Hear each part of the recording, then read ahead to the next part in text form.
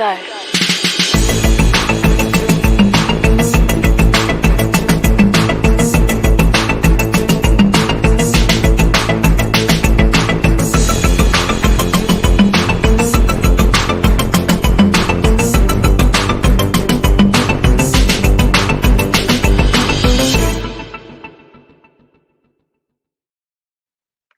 Hi, everyone, and welcome to Writer Mother Monster.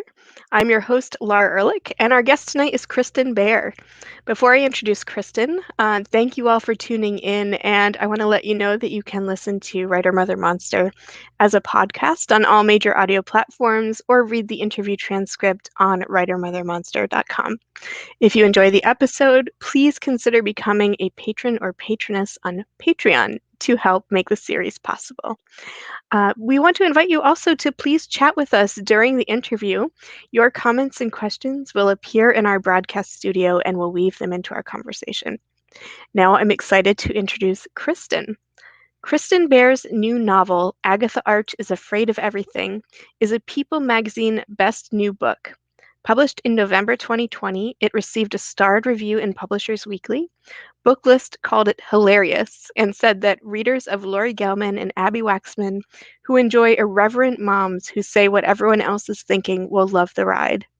As Kristin Bair O'Keefe, she has published 2 novels, The Art of Floating and Thirsty. Her essays and articles about China, bears, adoption, magical realism, and off-the-plot expats have appeared in the Gettysburg Review, Flyway, Journal of Writing and Environment, Writer's Digest, and other publications. As a writing instructor, her nature has landed her in classrooms and conferences around the world. A native Pittsburgher, Kristin now lives north of Boston with her husband and 2 kids and describes writer motherhood in 3 words as, are they asleep? Welcome, Kristin. Hi, Laura. How are you? Kristin, I'm well. How are you?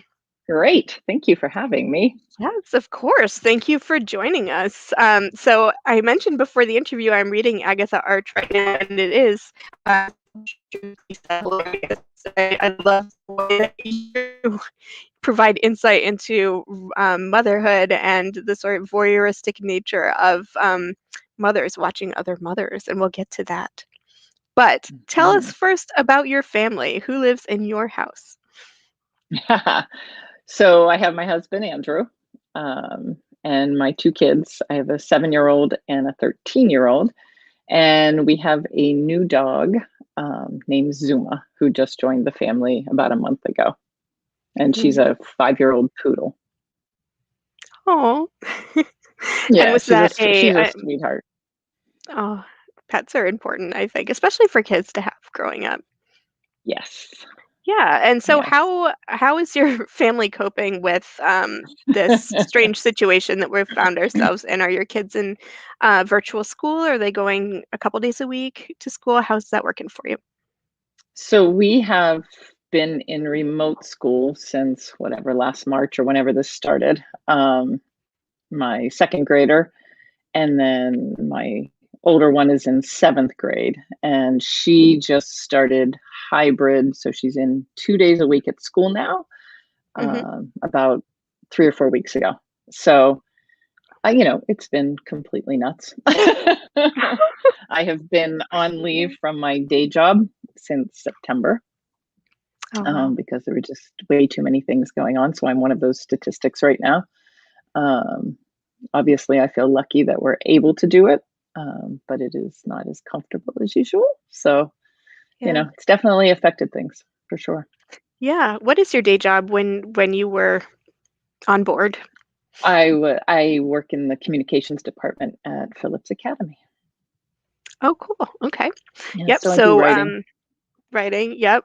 Yep. I'm in a marketing and communications department myself for an arts organization. So it's an interesting position to have as a writer, right? So maybe like the same brain space. Yeah. Yeah. They're always competing. Yeah. Were they always competing before you had kids, the day job and the writing job? Well, I've gone in and out from teaching writing, which I do sometimes, to communications. I kind of go back and forth throughout the years. And they sometimes they work together and sometimes they don't. Um, Yep, and time is obviously a factor, with two kids, there's yep, not as much time. So headspace is a hot commodity, yeah, definitely. you know. Even before a pandemic, but much less now when everyone's in the same Yeah, space. absolutely. So I get up, Yeah. I mean, the only time I have headspace is in the middle of the night, so I get up at 3 every day to write, Oh, wow. What and time do you I go to work from bed? I try to be asleep by 9:30, 10 o'clock at the latest. Mhm. Um, so sleep is also a hot commodity. Those two Yes. things. But it's the only time. My little guy is up usually by 5:30, Yep. so I try to squeeze in as much as I can possibly get. Yeah.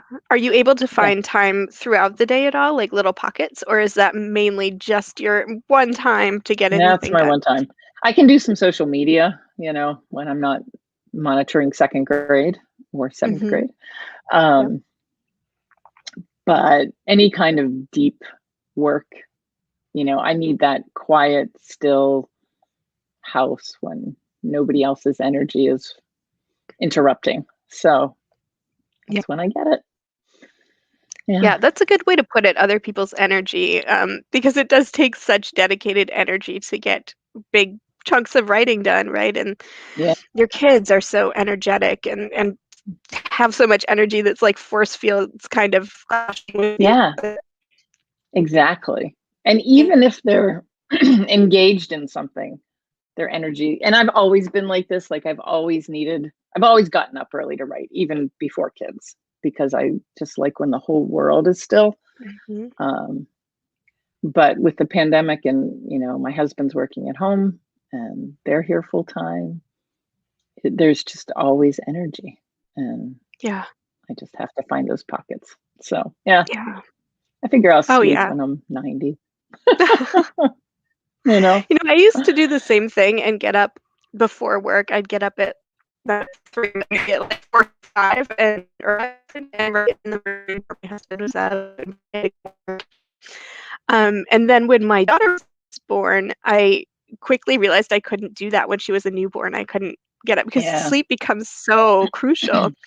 And it broke me of that ability to get up early, and now I sort of soak up as much sleep Uh-huh. as I possibly can in the morning. Did you find that experience as well when your kids were young, or were you able to kind of, if you weren't able to get up early for a while, at what point were you able to again? When did that ability kick back in? Yeah. um, it probably took at least a year with each kiddo, Yeah. you know? Um, but I still like that inclination is always there. But I'll tell you what, like if I let myself, like I don't need an alarm, I just wake up at 3 automatically. But Mhm. if I let myself sleep in one day, the next day my body wants to sleep in. So I definitely have Mhm. trained it. Yeah. Um, I think it would probably happily go back to sleeping past 3. Um, but, Yeah. It's that another muscle year. memory. Yeah. It Yeah, is. maybe the It is, yeah. pandemic isn't the time to worry about that, right? I'm hearing No, so many no. people say they're just not getting any sleep, so you might as well Yeah, write if you're not asleep, right? exactly, Yeah. exactly. Plus, there's a Do you whole mind Twitter world out there, at 3 Yes. and 4 AM that you can connect with. Oh, yeah. I know, I've been having insomnia too. It's on the other end where I can't get to sleep, and so I'm lying there and I will at, like, 2 AM tweet and say, "Hi, who's up?" And you get so many people who are just You get awake. some. Yep, it is Yep. very If I wait true. another hour, Yep. I can talk to you on Twitter. You could, yes, yes. Yeah. There's a couple people who are like that, night owls who we overlap just at that 3 AM hour, so Yep. Yep. pop It's in, a whole world. definitely. Hey, everyone, you heard invitation to tweet at us That's at right, 2 find AM, us. 2:30. Do you mind if It's I ask true. you a little bit about COVID, specifically with your family? You were telling me that your whole family got COVID, right? We did, and we Mm, were so careful, kids remote school, yeah. only my husband going shopping, but somehow it made its way into our house, and It was in November. It was the week before Thanksgiving that it Oh. hit my husband first. And he ended up in the hospital for 3 days. He had the shortness of breath and the pulse ox that went down, and but then it's such a weird illness in that it hit each one of us differently. With Mm. me, I was convinced I had a sinus infection. I had a telehealth visit with my doctor, and I was in so much pain, like sinus pain. It was insane. She's like, "You have COVID. Go get tested." I'm like, "No, I have a Oh. sinus infection. Give me an antibiotic." And then my little guy had the classic kids version where he just puked everywhere and Oh. had fever and had the worst body aches. His neck was just, it was awful. And then my daughter had the mildest. She had headaches and Hmm. just was tired. So each one Wow. of us, it hit us differently, and it took us a good while to get through it. Yeah. So Yeah, I yeah, mean, we're talking about virtual classrooms and losing jobs and figuring out when to write while you're in the midst of insomnia and all these things. But then there's the whole health aspect of actually exactly. struggling through an illness. Yeah, Yeah. and Yeah. to be sick while your kids are sick, it's like who was taking care of home, like because the Yeah. husband was really sick, um, and I was probably moms, we just muscled through, Exactly. like Yeah. um, cleaning up the puke, taking care of the one who can't breathe properly. It was crazy, really tough. I Yeah. mean, I'm I grateful mean, that we all made it, and there's so many people who've had it much worse. But um, yeah, I don't wish it on us or anyone again. no, and it's just such a hyper example, I think, of um one's probably not worst fear, one's a very urgent fear as a mother of falling ill at the same time as your children and not being able to care for them. I have that paranoia as a parent. Absolutely. Hmm. I just remember there was a couple days when I literally couldn't stay awake, like, and he he was puking, and Yeah. I was trying to stay awake, and I'm lying on his bed, and I just kept falling asleep. He's like, "I need you," and I'm like, so Oh. I was talking, like when you go into that kind of dream state, and I was talking about, I don't know, monkeys or lions, or he's like, "What are you talking about?" I'm like, "I don't know, I'm asleep." Yeah. Yeah. So it is so challenging. And, then the Yeah. doctor says to you on the phone, this can escalate very quickly. Make sure you have a backup plan and who's going to come if and you're Yeah. like, oh my God, like this could Yeah. get serious really fast. I'm so Um, happy or grateful that it didn't for you yeah, guys. yeah, Although what you suffered through is awful in its yeah, own right. yeah. Um, But we've made it and everyone's healthy again. So, yeah. Yeah, no, and but I it's think it driving me nuts in the normal motherly there ways. you go. That's good. Yeah. But no, I think it gets at a primal mothering fear. And I remember when my daughter was about 5 months old, I think, and it was the dead of winter, and I got sick first. It was probably a really bad Mm, flu or something, and I was completely debilitated. I could not move, and then my husband got it. And I was slightly recovered enough to be able to call my parents and say, "I need help," because yeah. my daughter she couldn't even sit up by herself. And Oh they my came gosh. and cared for her while we essentially just were out in the Right. other room. And ever Right. since then, my poor husband has panic attacks every time there's any illness Oh that floats around. no. He's just like, Yeah, what would happen? If we both can't take care of her?" I'm like, "It's exactly. okay. Well, we'd Yeah. have a backup plan." And why But these backup systems are so important. mhm. I mean, a lot of Yeah. people don't have them. And I have my older sister lives in Maine, so she's the Mhm. closest. But there's, no family right within quick driving distance. I mean, she's only an Yeah. hour and a half, but uh, yeah, Yeah. yeah, these backup systems are super important. Yeah, and I think the pandemic has revealed that to us even more than usual, Hmm. the whole "it takes a village" Yes. saying, right? Absolutely. Yeah.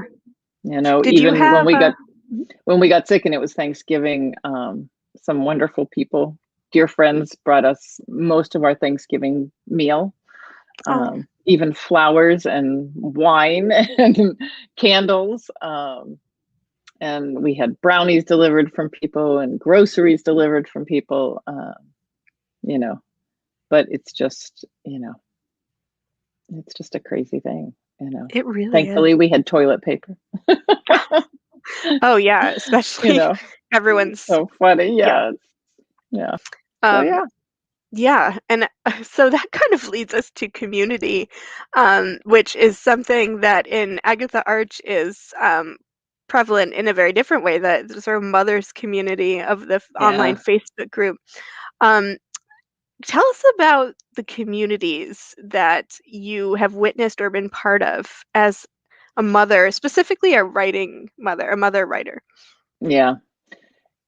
Well, I started writing Agatha Arch when it was after we moved home from China. I was working on another book. My second book had come out. And I was working on a book that actually takes place in China. And I was a mom in the US for the first time. And so we came home and I started, we got us involved in some mom groups here, some online and some, live and in person. And what I quickly realized was that they're very complex entities. They're both wildly supportive and nurturing, and they're also something that can just cut you to the quick in seconds. Mhm, Um, and after a couple of incidents and misfires in terms of trying to get involved in groups, this character started taking shape in my head, Agatha, and I couldn't not listen to her. She kept talking, and she was in a Facebook moms group.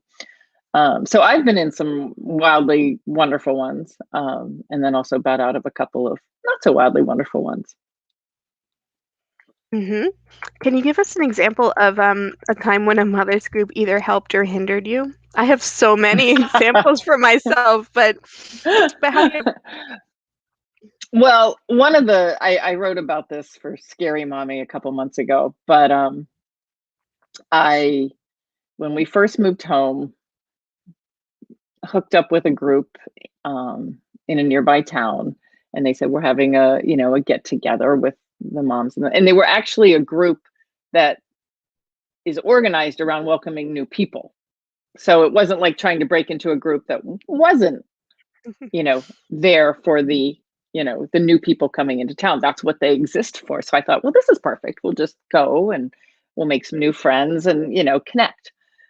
And so we got ready and we showed up at the door, and it was just one of those moments where you knew when the door opened that for some reason this person was not going to take to you, and you don't know why. It's just that Yeah. weird, but you're still like, but you're a group that is designed around welcoming new people to town. So we went in and said hello, and the whole group turned and looked at us and turned back around and continued, and we were virtually on our own in this group play date that was designed around welcoming new people to town. And I just was floored and flabbergasted. And my daughter she's very intuitive, and she just looked at me and she said, they don't like us. And I Oh. and so that stuck with me. um and it was very funny because I actually tried a second time with the same group. And the only reason it was more manageable was because I had a headache. And instead of taking 2 Tylenol, I actually accidentally took 2 Tylenol PMs Oh, no. before I went. So I was like super chill. I was like, okay, this is okay. But it didn't work out the second time either. I'm We were not at a surprised playground and based they on the just first basically ignored us. And I thought, well, this is bizarre. So that was one of the really negative ones. And then there've been other ones that, have turned into, deep friendships. Um, so they Yeah, go it both really ways. depends on the group, right?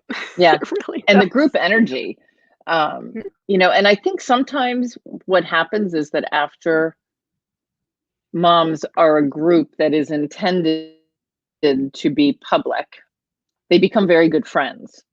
And Mm, so I mhm. think they should just close ranks and say, we're not really that group anymore. We're really a group of friends who want to be together and Yeah. aren't really interested in, having a bunch, which is a fine thing. But I think you have to be clear about your intention.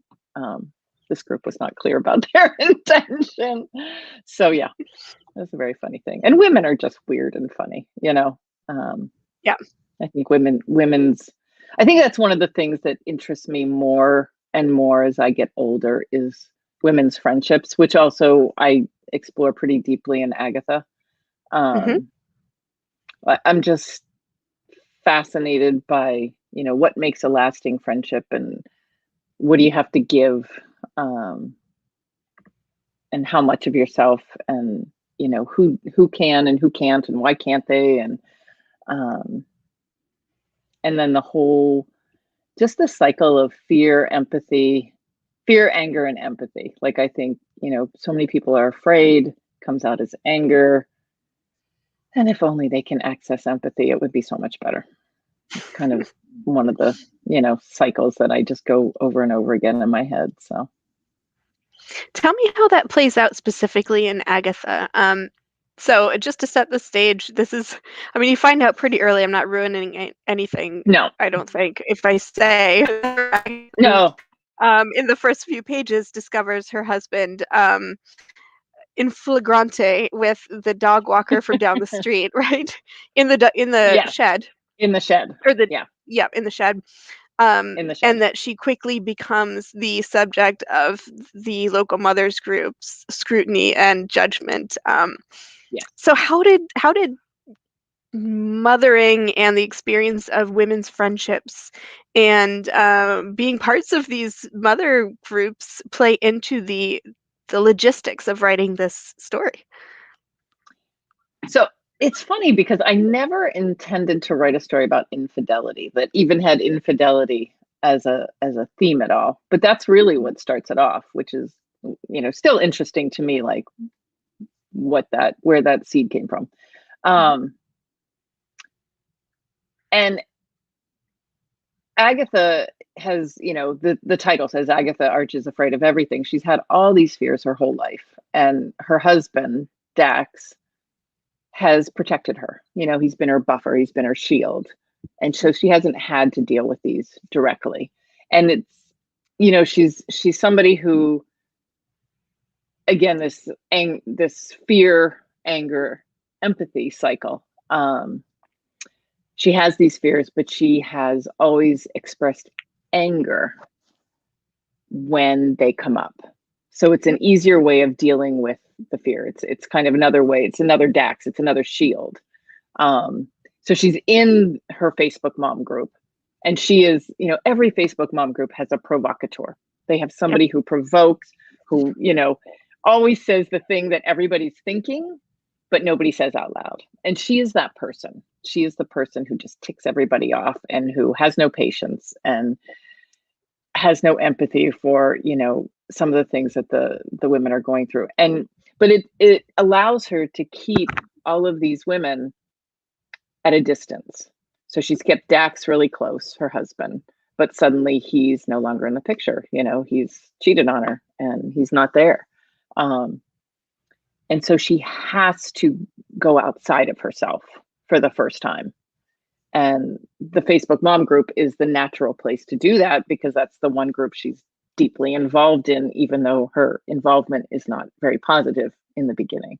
Um, and so that begins her journey and her interaction with these groups. And while she doesn't have a lot of friends in the beginning, it's definitely, part of her journey to friendship and to Yeah. acknowledging some of that. Yeah. What did you learn, or maybe how do I want to phrase this? What did you learn or go deeper um, toward in yourself by writing about these issues? And I did not articulate that well, but you see what I mean? Like in the process of writing this book, did you Yep. kind of grapple with some personal Hmm. motherhood issues? Oh yeah. One of the Agatha, she always stops short of, she goes very far with her anger and her provocation. um, but she always stops short because of stepping too far over a line because of her boys. She has two boys. Um, and being a mother stops her from going too far into anger. Um, and I think that's, if we talk about universals, I think moms have that. It's not an ability. I don't know what the right word for it is, but just that inclination, you know, not to go too far toward any kind of negative emotion because of that protective, it's like the mama bear thing. Um, so that was really interesting to explore, like how far would she go, you know? Um, so for me, that was interesting. And then also, again, women's friendships, they kind of captivate me. And I think that's probably something I'll keep exploring in my work. I think the Yeah. next book definitely has some of that as well. Um, yeah.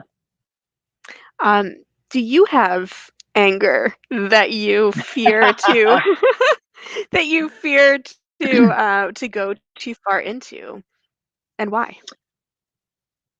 I think when I was younger, I probably definitely did. Mhm. Um, I think I was probably had some big anger things from time to time. I don't think, you know, I, I wasn't raised in a place in a house where we were taught to manage big feelings in really productive ways. Um, Mhm. so that's something that I've really worked on over the years. Um, and I think I've gotten better at. So it's interesting for me to explore that on the page. And also as a mom now, in trying to teach my kids very consciously how to process and express big feelings, Mhm. is it's not easy. No. You're not born with that ability. It's something that you learn, when it's modeled, when it's consciously taught. Um, and with having a 13-year-old, with hormones and, Mhm. um, you kind of work through that when they're little. And then, you know, that point of where teens are starting to break away emotionally, but at the same time having these surge of emotions, like you realize, oh my God, I'm teaching again, like it's not a lesson that you learn once. It's a lesson that you learn over and over again in life, I think. Yeah. Um, yeah. Yeah, I'm terrified. Oops, I'm terrified for my daughter to become 13. I mean, she's 4, so we're dealing with the rage of like her not wanting to go to the bathroom because she wants to control her own, bodily Yes. functions. So that's like one type of rage. Yep. But I remember being 13 so vividly probably because I wrote about it. I wrote Yeah. copious journals. Yep.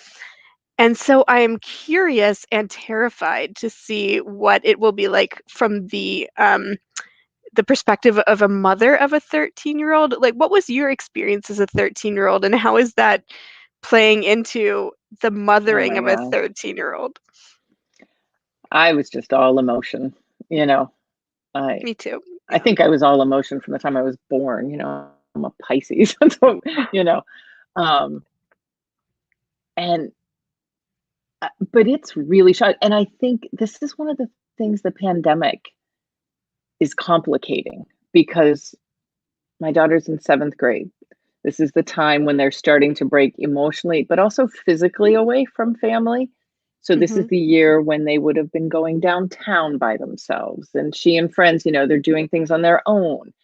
Um, it's not happening, you know. Yeah. They're with us all the time, which is not the natural place for a 13-year-old. Um, Mhm. so it's definitely complicated by that. Um,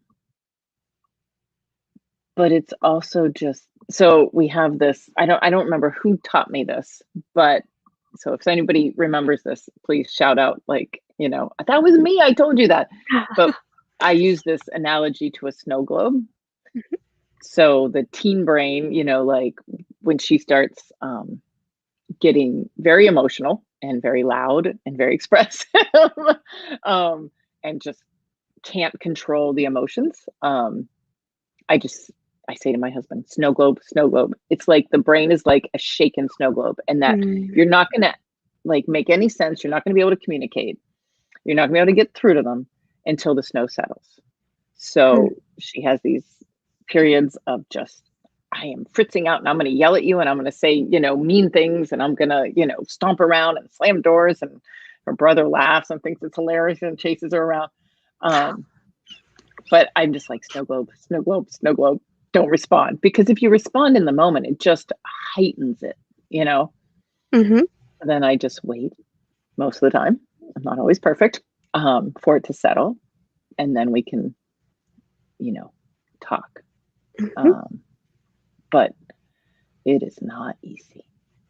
So cherish those 4 year Mm, old years yeah, as the hard as they tantrums are. about things you can more or less Yeah. resolve, right? Yeah. Like, Right. I think 13, um, just the escalation of the types of issues that, as a mother, you must address. Yeah. Um, And yeah. also, these things that we're talking about with grown women, these, the behaviors and, the judgment and the Mhm, exclusion, um, that starts so early. It yeah. starts so early. And I wish, if there's anything I could get rid of in women's lives, it would be that. Mm, It would just be that urge to exclude, that urge to, and again, you go back to fear. You're going to be excluded yourself, so you might as well just exclude somebody else. mhm, If it's not you, it's me. Um, and it starts so young, and it's so hurtful. It just makes me mhm. nuts. And so Yeah. I see it already. I see it in her lives and girl groups, and you just want to shake them. Yeah. But you can't. Yeah, the fact that it's, that similar drive from the time I see it when Yeah. my poor daughter was in, preschool before COVID time. I mean, even then you have little cliques of girls and they said, "You can't play with me," you know? Right.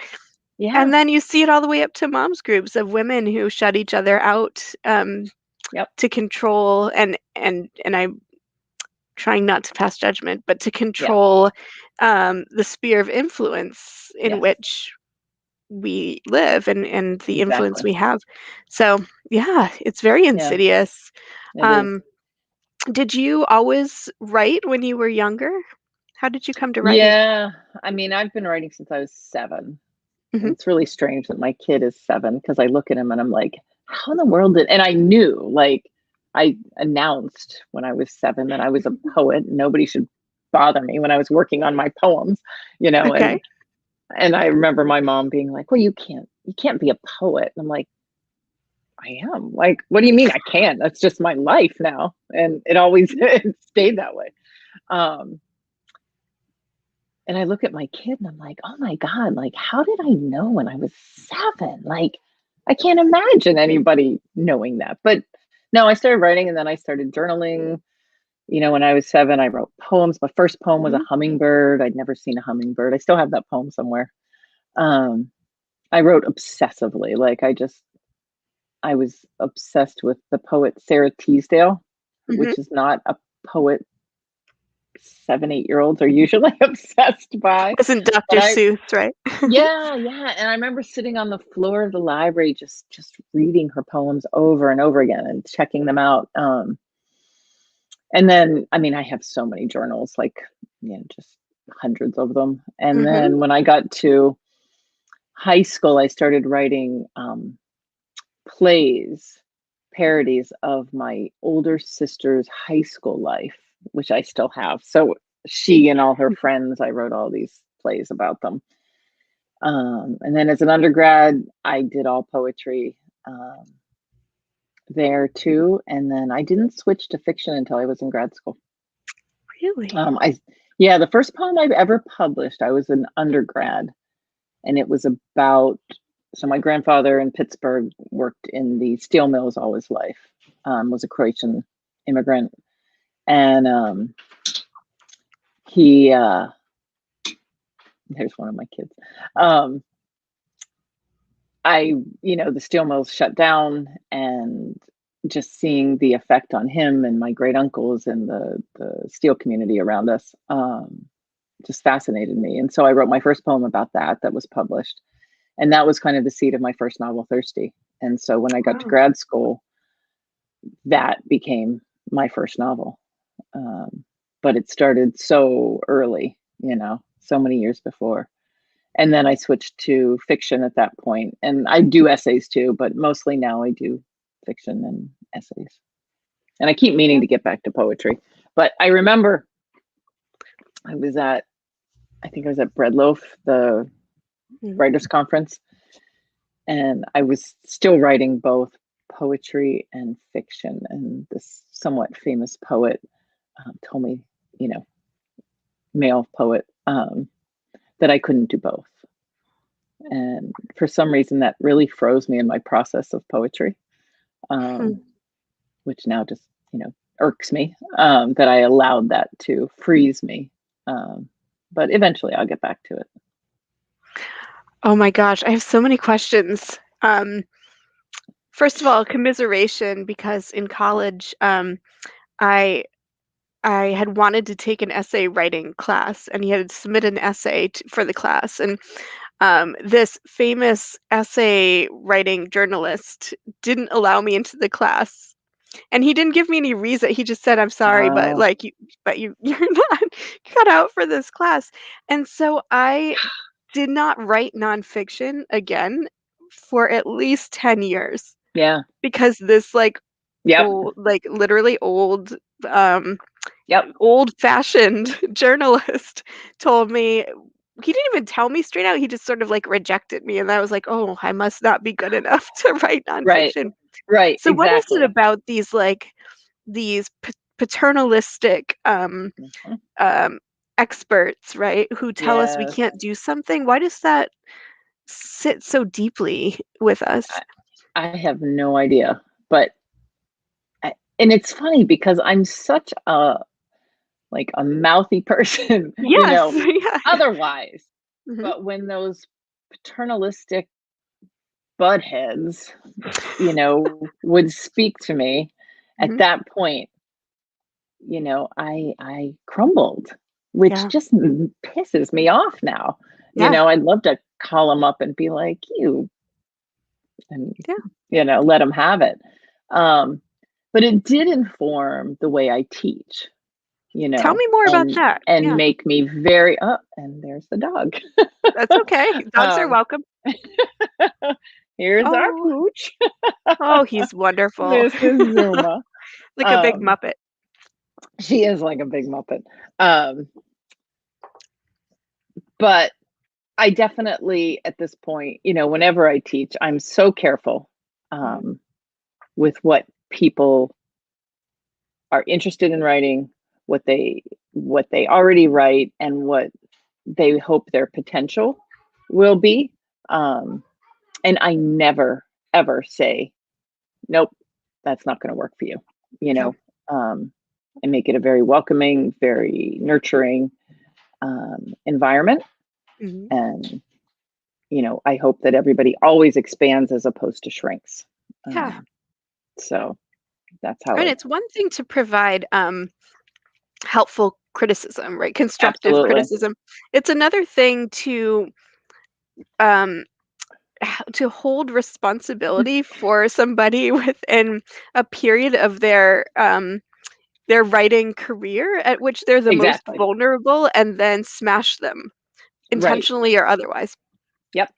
Yeah. And to have those moments, to just hold on to that, like for me, I think, okay, now what in the world am I holding on to this for like 10 million years for? But I remember that exact moment, the breakfast, what I was eating, um, and Mhm. just how it stunned me. Yeah. And it's so debilitating. And I think, first of all, like, what was his problem with himself, Mhm. um, that would cause him to feel either threatened or, just want to close ranks as opposed to open them, you Yeah. know. And now I know it's a flaw of his, not a flaw of mine. Um, but back then, youth Mhm. and um, just learning the ropes just froze me. Yeah. So Oh, yeah, yeah. No, you are not alone in yep, that. yep, Tell me more about writing journals. I was also an avid writing journal writer, and I have yeah, just these like mountains of books. Specifically, I would say between the years of 12 and 16, those very emotional years that we were just talking about, yep, where I chronicled every moment of my existence as if it was yep. like very urgent to get it on paper. And I'm wondering how that will come out later. I've seen it come out in my writing as far as like how it's informed stories I've written about nostalgia and youth and like Yep. puberty. I'm interested to see how it might inform my mothering when my daughter reaches Hmm. those ages. So, can you Yeah. talk a little bit about how the process of documenting your youth has played into both your writing and your mothering? Well, the first thing I hope is that nobody ever reads them. They're so funny. Um, I think of that, you think about, well, like, why do we have that urge to retell, um, like, what we've already experienced? And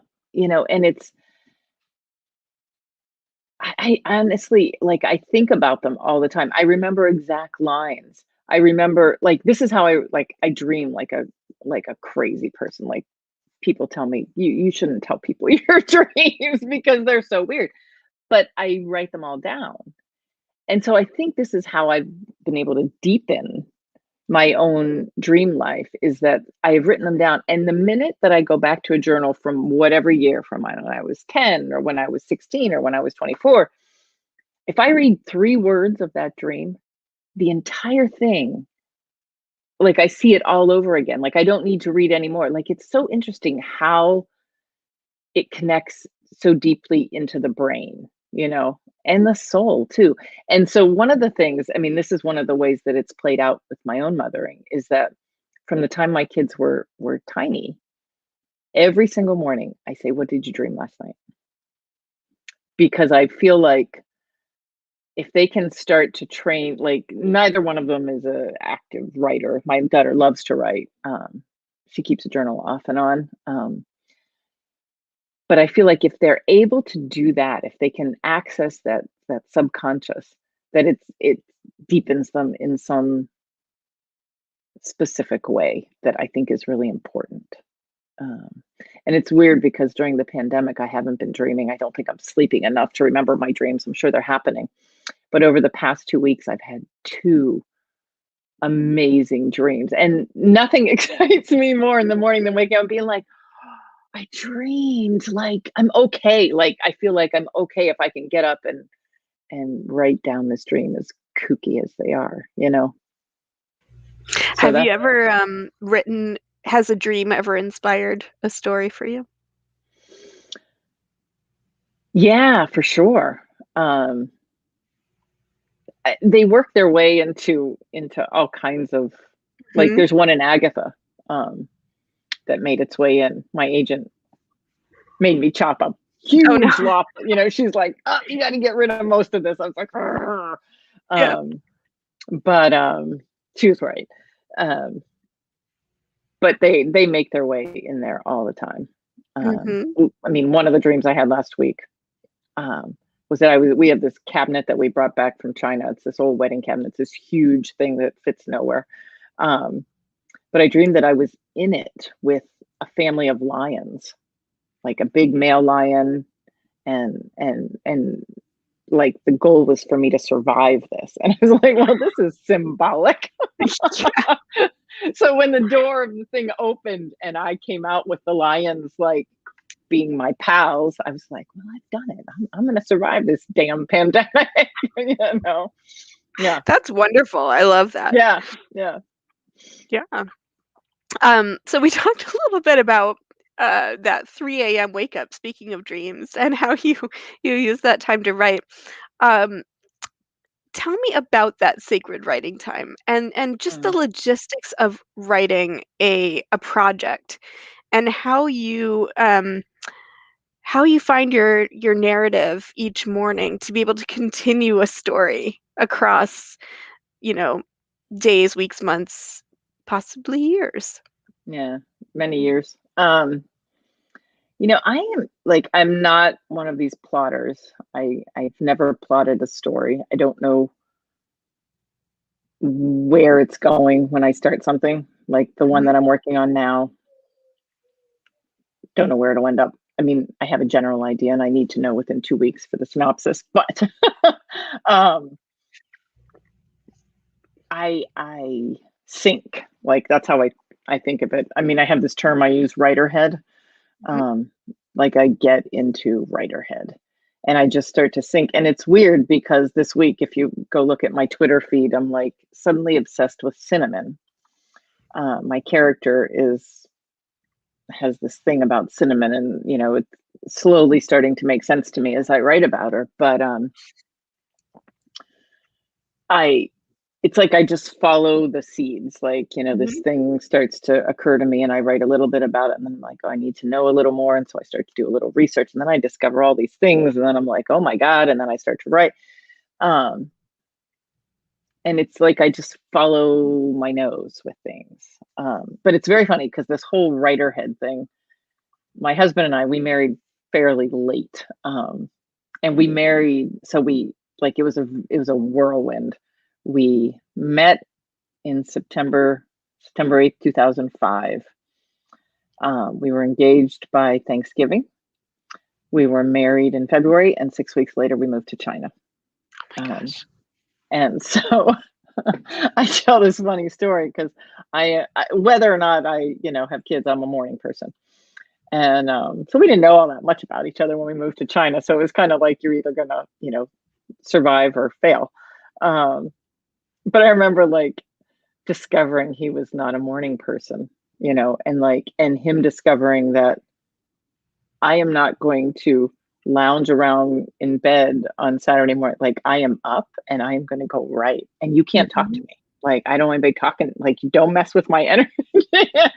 He just was like, I could just see him like, who have I married? Like what is this? Like from the time like I didn't take break when we moved to China. Like I think I took a week to get over the jet lag, and then I was like at my computer, and Mhm. at that point it was like 5 a.m.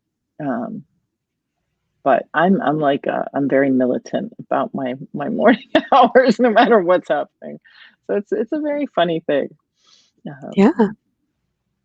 Yeah. Yeah. And so tell me a little bit more about, so you moved to China and then how long were you there? And I think you mentioned in the emails we exchanged beforehand that you adopted your kids. At what point was that? Like, what was the timeline here between meeting We're one another, crazy. getting We're just a married? crazy family. Yeah. So we moved there in 2006. Mhm. We signed on for 2 years. We ended up staying for 5 years. Um, we adopted our daughter from Vietnam in 2008. So she spent her first few years in China. And then we came back here in 2011. And we actually traveled back to China in 2015 and brought our son home. Oh, wow. So, yeah. Yeah, and tell me a little bit about that transition for them. Again, before the interview, for those of you who weren't in the little studio with us, we were talking about, and I know I've talked about this before about my 4-year-old who's sleeping with us because of pandemic loneliness and so on. And you were saying, Kristen, that your daughter was in bed with you guys for quite a few years, particularly following your return from China, right through that transition. Yeah. Talk about a little bit about what that transition was like, both for them and then for you as, you became a mother, in China. Yep. Yep. And very different life there, Um, I love it there. I would move back in a second. Um, my husband won't move again, so we're in debate about that. But we had a very solid life there, and then all of a sudden we were back in a country um, that she didn't know, and we didn't know anyone in the town that we moved to. And we were living in downtown Shanghai on the 26th floor of a high-rise building, in the middle of the city, um, with lots of playmates in the building and, that kind of thing. And it, we came back here. We lived in a hotel for a couple months, and then in a transition, like a townhouse or something before we bought a home, and blah, blah, blah. So it was very hard on her. And she started sleeping with us during that time, and it took about 4 years Yeah. to end that habit. I mean, she just needed the extra connection, Mhm. you know, um, which was fine, Yeah. except for our backs. You know, physically, emotionally, it was good. Physically, it's very challenging. Um, but yeah, she weathered it. She weathered Yeah. it, but it was a lot to get used to. Um, Yeah. definitely, For all of you. definitely. So tell me about being in China. So not I mean, it sounds like you had a good experience there, but Hmm. in another country, going through the transition of becoming a mother in a different country with a Yep. child from the third country, right? Yeah, and we're actually a family of we each our original passports are from 4 different countries because my Oh, wow. husband's from Ireland, um, and I'm from the US, and then we have Vietnam and China. So, we're quite the United Nations in our house. And it was both simple and it was complex. I mean, I was so ready to be a mom. Um, and the nice thing about being in China, one of the wonderful things, was that I had a lot of time. I was not working a day job. Um, we had some help in our house, which is one of the great perks when you're in China, is that, you usually have somebody you hire to help you out at home. And that was great. And so I had a lot of time to both write and be a mom. I always tell my husband now, I was a much better wife there because I had time, Um, and here there's no time. I'm not as good a wife. And there, it was just an amazing thing to be able to do both fully. And I think Oh, that wow. is something that it rarely happens in the United States. And it was a real gift for 5 years, you know, Oh. that I don't, you know, take lightly. It was So it was was such it a gift. was it primarily the ability to have help? Mhm. Or was it And and not it was work a day and job. not be working a day job? Yeah. Was So it I didn't also work a a day job. Mhm. Go ahead. Well, I didn't work a day job, and we had, an IE, which is a woman who comes and works in your house. So, for 5 years, I didn't do laundry, I didn't cook meals, Mhm. I didn't clean the house. And it sounds all very spoiled. When I talk about it here, I'm always like, oh God, this just sounds snotty. No. But it's a very common thing there. And it's, how the society works. And it's lovely, you know. RIE was my main Chinese teacher for the language. And she was really important to us. And it was just an amazing gift. I wrote my second novel while we were there, The Art of Floating. Mhm. And I could be the best mom, the best writer, not in terms of the quality of my work, but the most productive, Yep. and also the best wife because I had time and I wasn't strung out and exhausted and worried all the time. Can you talk about what the transition back to the US was like for you? Like, so tell me I mean, Sure. yeah, so what Yeah. why are US mothers and mother writers such fractions of ourselves and always strung out and unable to be fully present in any of these Yeah, roles. Why am I yeah, hearing that from so many women where it sounds like in China, maybe it's or at least in your experience, it was yeah. definitely very different. It is very different. Because we're tired. Because there's so many things that we have to pay attention to. Um, between you have to feed your kids, right? You have to make sure you're shopping for them. You have to make sure, all the things in the house are taken care of. You have to clean up the rice after dinner. Um, and you have to, you don't realize like how much energy goes into all of this until you don't have to do it like that. Like, I feel like I was given such a gift, but it's also a curse because I know Mhm. like what the gift is, like I know what it feels like. Um, and it does feel selfish, to want it, to want that existence. Um, but once you have it, you can't forget it. Um, so to Is be it able, selfish in China, though? no, no, What is it it's just, about American culture that makes it feel selfish, do you think? well, I think, well, I don't think the way society is, in terms of having somebody being able to hire somebody to work in your home, it's not really possible here, because it's just, it gets into a lot of different things,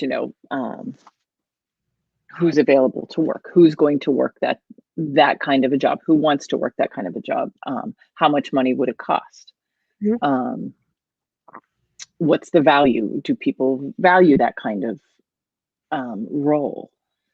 And it's funny because when we first got to China the first year, I would not hire somebody to work in our house.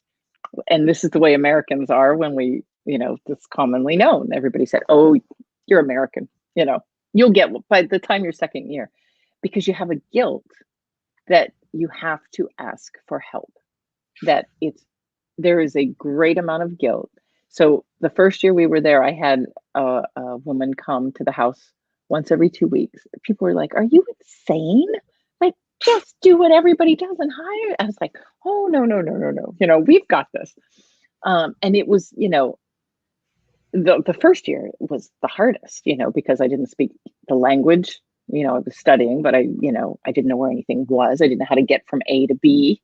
Um, all the things that got easier over time, I didn't have, but I also didn't hire somebody in to help me, um, because guilt, because we are Mhm. not supposed to ask for help.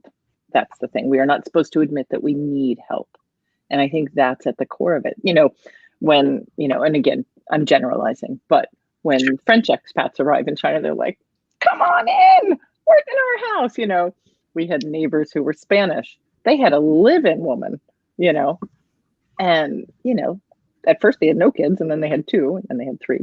Um, but we Americans are much more reticent about these things. But Yeah.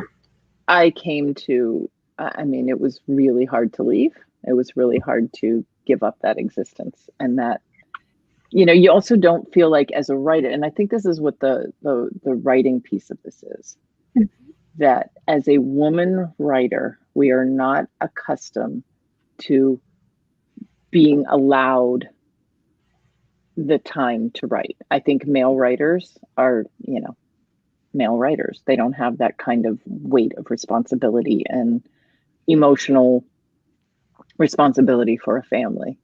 Um, Mhm. and I think women have a very different experience. So it's hard. Yeah.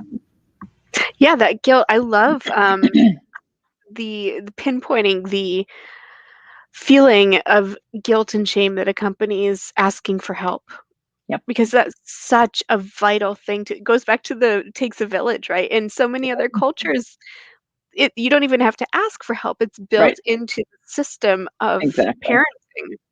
Yep. Um, and so the other I'll share this with you. The other night, I was feeling very overwhelmed between my day job and pandemic and writing and this podcast, which I love, but it takes a lot of time and effort. And Absolutely. and I had a moment of weakness in front of my daughter where I was upset, and my Hmm. husband hugged me, and he's it's okay. And my daughter came over, and as a 4-year-old hugged me and stroked my face and said, "Mama, what's the matter?" And I said, trying to Oh, figure out how to talk to a 4-year-old about it, I said, "I feel like yeah. there's lots of things that I need to do, and I don't know if I can do them all. And so that makes me feel very scared." And she said, "Mama, you need to ask for help." She said, "You need to ask your friends for help." There And you the go. thought that like a 4-year-old could, because she doesn't have that guilt and shame Right. that we are now accustomed to, that it's so easy. A 4-year-old's like, Exactly. "Well, of course, if you Yeah. feel scared and you have things you need to do that you can't do, you ask for help." So why Right. is it so hard Absolutely. for us as, But I'll grown tell you women? what, most likely by the time she's a grown up, she'll have Mhm. all that guilt and shame. Yeah, Hopefully not, hopefully because not, but but it's so hard. I don't know how we're gonna work it out of our culture, I you don't know? know. Um, Yeah, it's perpetuated even if yeah, we as parents, as mothers try to, offer different messaging and say right, it's okay to ask for help and to take time and to do right. these things, which my parents certainly did. Yeah, I never heard, "Oh, you should feel guilty for taking time for yourself," but yet that's there. yeah, exactly. Yeah, Yep. Nope. It's, I don't know how we can change just the structure of our society to make that happen.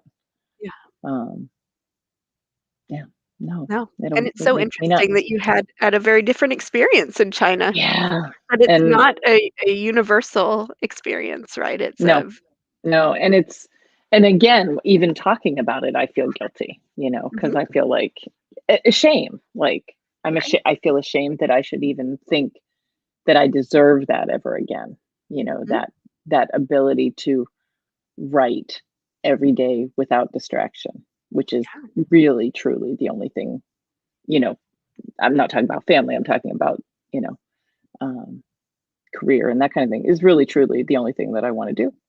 right, And then to be able to say that and to be able to achieve that, um, you know, there's shame and guilt, even just right. saying it out loud. So it's, Yeah, and that I mean, here you are saying that you still feel that shame and guilt as a published author with, is it 3 books? 4 books? yeah, three. You're about 3 books and 1 in Yep. progress, and I hear that from women who've published, you know, 15 books, and I hear that from Right. women who've published no books where they say, "I don't have the Yep. right to claim Yeah, that time because I'm not earning exactly. an income from it," Yep. right? So it's like, it doesn't matter if you've not published No, anything, you've published exactly. 20. No, the Yeah, internal struggle with it, um, is the same, yeah, no matter if you've published or not. yeah, And it's excruciating because I've always said, and people have argued with me, I can't not write. mhm, And different people have said to me, of course you can. I'm like, no, I can't not write. Like, I can't, mhm, like, no matter what. Um, so, you know, the yeah, struggle goes on. yeah, and why not be able to claim that, right? If it's as, Right. important to you as breathing and you can claim Right. the, like, air to breathe, why can't you claim Exactly. the time and space to do something that feels as urgent to you as breathing? Exactly. Yeah, Yeah. Yeah. And I am a big believer. I think, people go back and forth, are we born writers? Are we, and I know that different people probably have different experiences with that. But mhm, I have always firmly believed that I was born this way, you know, and that for whatever reason, whatever cosmic reason, I am supposed to be doing this. yeah, Um, but the world doesn't exactly work with you on that. So you got to keep pushing against it. keep trying to change the world. Exactly. Exactly. One book at a time. That feels like a great place because we've reached the hour.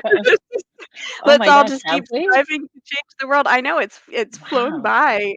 Oh my goodness. What a great conversation.